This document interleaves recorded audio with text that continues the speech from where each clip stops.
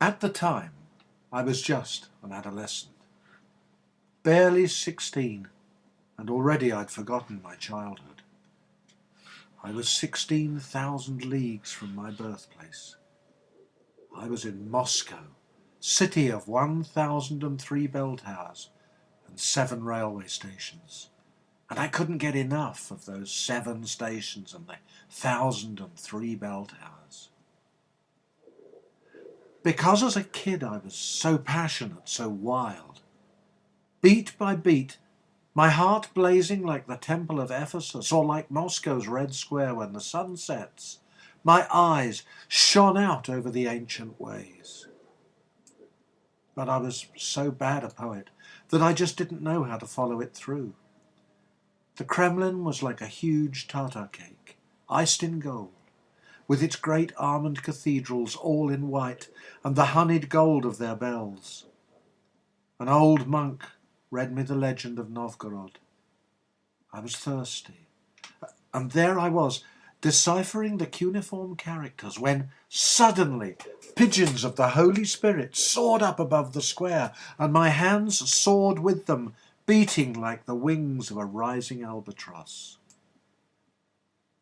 And these are my last memories from the last day of that final journey and of the sea. But I was so bad a poet that I just didn't know how to follow it through. I was hungry, and every day with all the women in all the cafes and all the glasses, I wanted to drain them all and smash them, and every shop window in every street, and every house and every life within, and all the cab wheels spinning like cyclones over the uneven cobbles, I would have plunged them all into an armourer's furnace.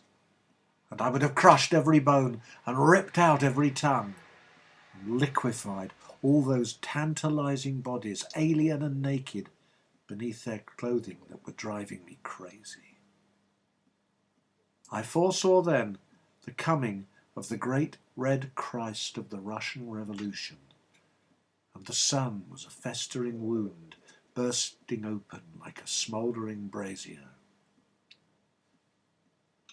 At that time I was just an adolescent, barely 16, and already I'd forgotten my childhood. I was in Moscow, where I wanted simply to feed on the flames. I couldn't get enough of those towers and those stations that shimmered before my eyes. In Siberia, the cannon thundered. It was war, hunger, cold, plague, cholera, and 1,000,000 rotting corpses floated on the muddy waters of the Amur. From every station I watched the departure of the last trains.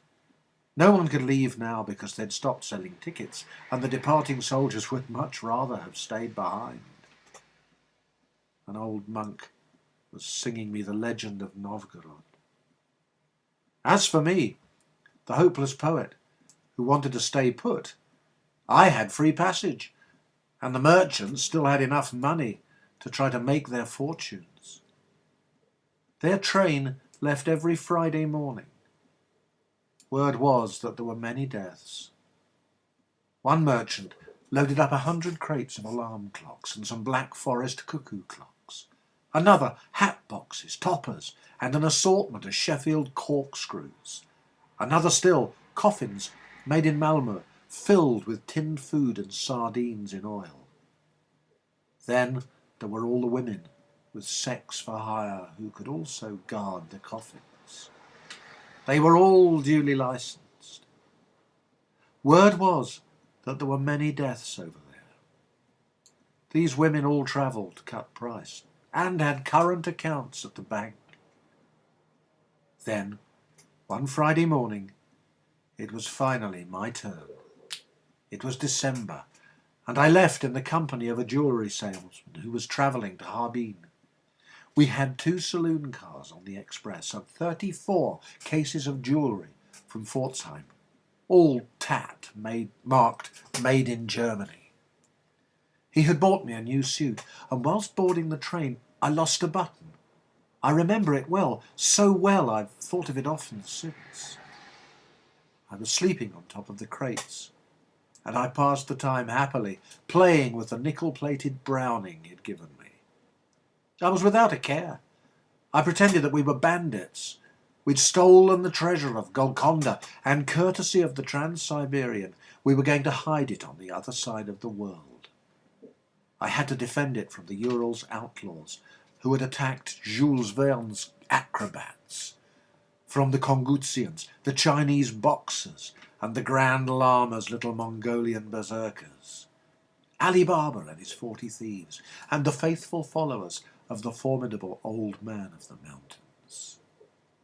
And above all, against today's con men, the hotel thieves, and all those international express professionals. And yet I was as sad as a little child.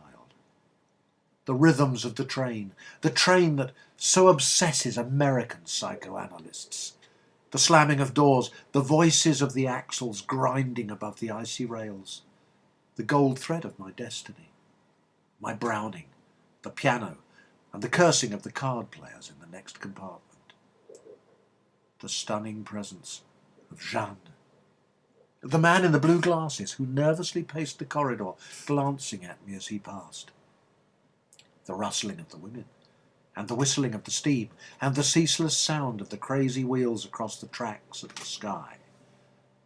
The windows are iced up. Nature vanishes.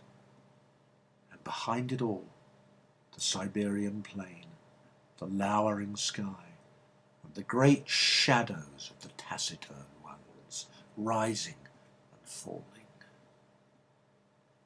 I slept under a tartan shawl, vivid colours, like my life that keeps me no warmer than this tartan shawl.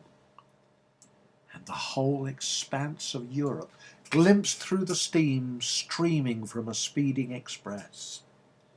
No richer than my life, my pitiful life, this shawl draped over these chests full of gold, with me on this journey, as I dream, as I smoke, and the sole spark in the universe arising from one simple idea.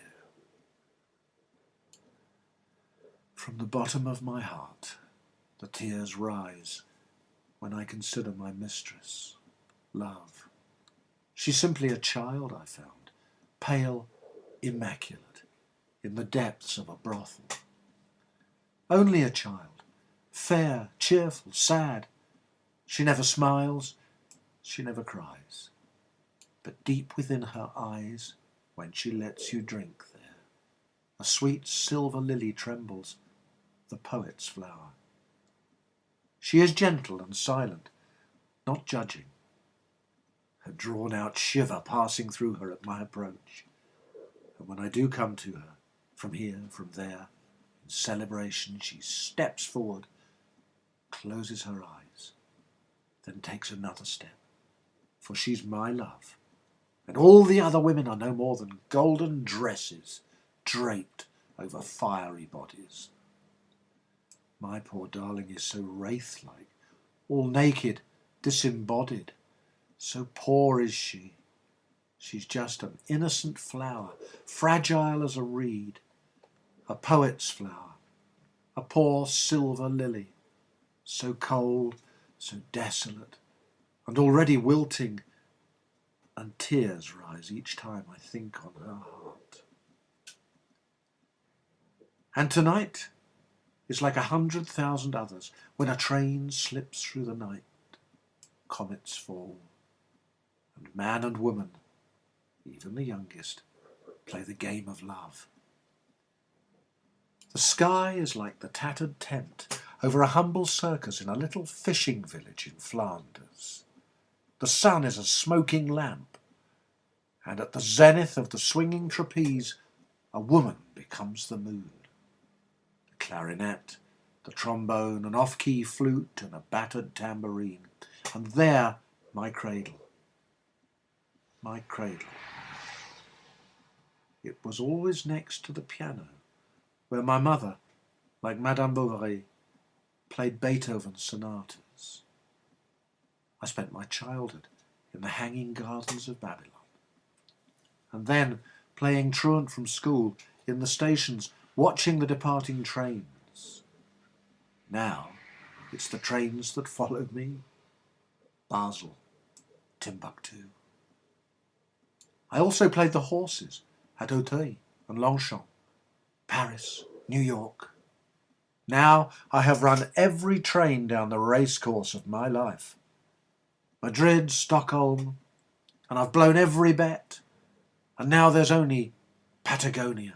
Patagonia to absorb my immense sadness. Patagonia and a journey to the South Seas. I'm on the road. I've always been on the road. I'm on the road with little Jeanne from France. The train lurches wildly and lands back on all its wheels. The train lands back on its wheels. The train always lands on all its wheels.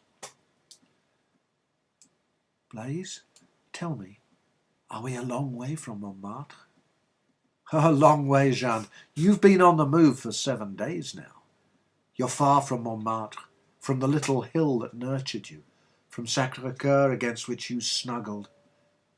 Paris has disappeared, and of its blazing torch nothing remains but these persistent cinders, the falling rain, the rising peat, Siberia whirling, the suffocating layers of mounting snow, and the crazy bell that reverberates like a last wish in the blue-tinged air. The train rattles towards the heart of leaden horizons, and your sad, mocking laugh. Hey, Blaise, are we very far from Montmartre? Oh, these worries. Forget the worries. All these fractured stations skewed beside the line, the telephone wires from which they dangle, leering, gesticulating poles throttling them. The world stretches, expands, and retracts like an accordion squeezed in a sadist's grip. Into a splitting sky, the enraged locomotives rush headlong, and through the lacerations dizzying wheels howl. And the hounds of misfortune snap at our heels. The demons are unleashed. Scrap iron. All is out of balance. The broom, vroom, vroom of the wheels. Collisions, rebounds.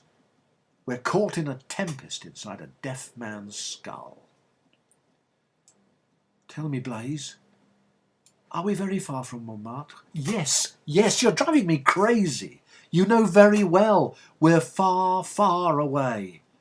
A superheated madness roars inside the locomotive. The plague, cholera, stir like burning embers all along our route. We are consumed by this war, sucked into its tunnel. Hunger, that whore, clings onto the stampeding clouds. The shit of the battlefield, the stinking heaps of corpses. Do as she does. Do what you do best. So, Blaise, are we very far from Montmartre? Yes, we are. We are. This desert's full of clapped-out scapegoats. Listen to the clanking bells on this mangy flock. Tomsk, Chelyabinsk, Kansk, Taiket, Verkno-Udinsk, Kurgan, Samara, Penza-Tulan. Death in Manchuria is our destination, our last resting place. This is a terrible journey. Yesterday morning, Ivan Ilyitch's hair turned white, and Kolya Nikolai Ivanovich has been gnawing his fingernails for the past 15 days. Do as they do. Like death, like famine, do your work. It costs 100 sous. On the TranSiberian, that's 10 rubles. Excite them on the benches. Inflame them under the table. The devil is at the piano, his gnarled fingers titillating the women. Nature, the chiseler. Do your work. All the way to Carbine. Say, Blaise, are we very far from Montmartre? Now look, give me a break. Leave me alone. You have bony hips, a sour belly, and you've got the clap. That's what Paris has dumped in your lap. But a little bit of soul remains, so you're desolate. I'm sorry. I'm sorry. Come to me. Come to my heart. The wheels are the windmills in the land of cocaine, and the windmill sails are crutches spun round and round by a beggar. We are the limbless cripples of the plains. We roll along on our four stumps, our wings gnawed away, the wings of our seven sins. These trains are all the devil's toys. It's a farmyard, this modern world. Speed isn't everything in this modern world. What's far away is still too far away. And when the journey's done, it's a terrible thing to be a man stuck with a woman. Blaise, tell me, are we very far from Montmartre? I'm sorry, come to me. And I'll tell you a story. Come into my bed, come here next to my heart. I'll tell you a story. Oh, come to me now, come now. In Fiji, spring reigns eternal. Such indolence. Couples swoon in the long grass, and burning syphilis lurks in the banana groves. Come to the lost isles of the Pacific, those they call Phoenix, the Marquesas, Borneo and Java, on the cat-shaped isle of Celebre. We can't go to Japan. Come to Mexico. On the high plateaus, the tulip trees blossom. The serpentine lianas are locks of the sun's hair, as if from the palette and brushes of a painter. Dizzying colours resonate like gongs. Rousseau was there. They dazzled him for life. It's a country of birds, the bird of paradise, the lyrebird, the toucan, the mockingbird, and the hummingbird who nests in the black lily's heart. Come here. We'll make love in the majestic ruins of an Aztec temple.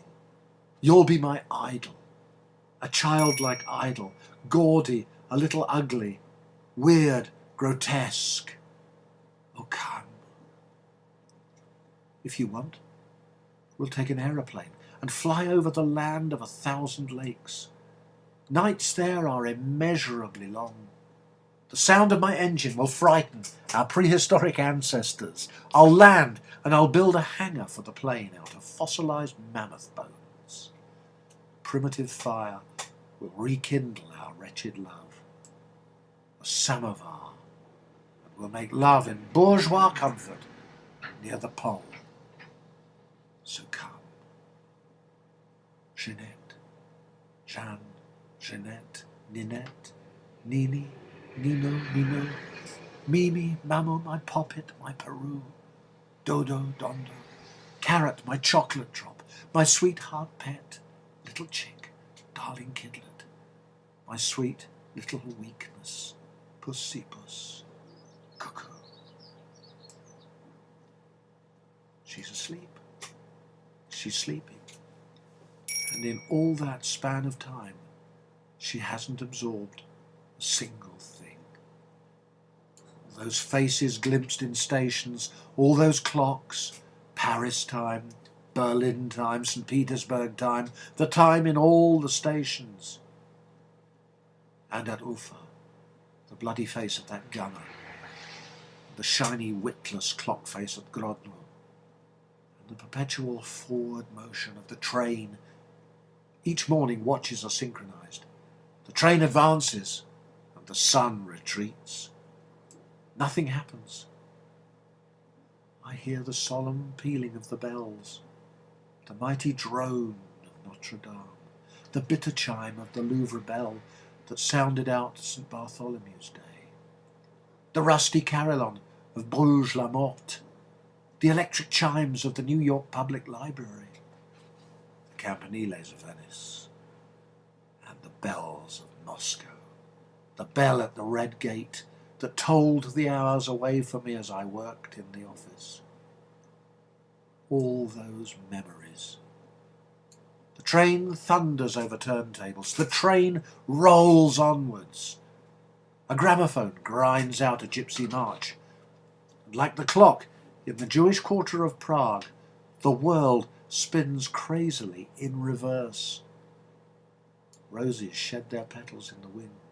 See how the unfettered storm rages. Trains rolling and tumbling across the tangled points. Diabolical toys. Some trains never meet. Others get lost en route. Station masters play chess, backgammon, billiards. Pile-ups, parabolas. The railway creates a new geometry. Syracuse, Archimedes, and the soldiers who cut his throat, and the galleys and the warships, and the ingenious engines he invented, and all those massacres. Ancient history, modern history, whirlpools, shipwrecks, even the Titanic that I read about in the paper. So many images, connections that I just can't capture in my verse, being still so bad a poet. Because this universe overwhelms me. Because I forgot to insure myself against rail accidents. Because I don't know how to follow it through. And I'm scared. I'm scared. I don't know how it will all end up. Just like my friend Chagall, I could paint a series of crazy paintings. But I didn't take notes on the journey. Please excuse my ignorance. Excuse me for not knowing how to play the traditional poetry game, as Guillaume Apollinaire once said. Anything you need to know about the war, you can read in the Kuropatkin memoirs, or in the Japanese papers, with their brutal illustrations. What point in documenting my recollections? I surrender to my somersaulting memory. Beyond Irkutsk, the journey became much too slow, much too long. We were in the first train to circumnavigate Lake Baikal. The locomotive was draped with flags and lanterns, and we left the station to the melancholy strains of the hymn to the Tsar.